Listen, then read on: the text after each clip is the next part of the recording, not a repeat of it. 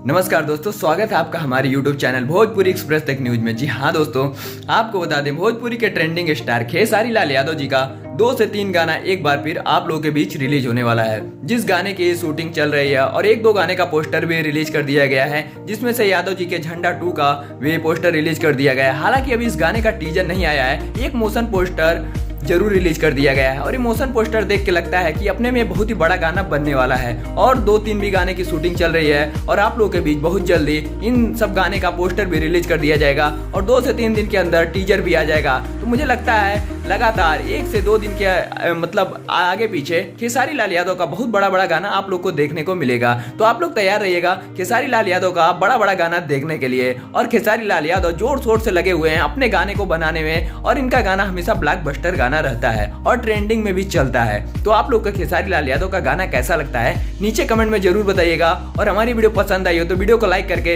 इस चैनल को सब्सक्राइब कर दीजिएगा और बेल नोटिफिकेशन को ऑल पे सेट कर लीजिएगा, क्योंकि पवन सिंह, खेसारी लाल यादव या भोजपुरी के और भी एक्टर्स को लेकर कोई भी खबर होती है तो हमारे चैनल से सबसे पहले आपको दिखाई जाती है। तो हमारी वीडियो देखने के लिए बहुत बहुत धन्यवाद। तो मिलते हैं फिर से किसी का और नए धमाकेदार वीडियो के साथ। तो तब तक के लिए जय हिंद, जय भारत, वंदे मातरम।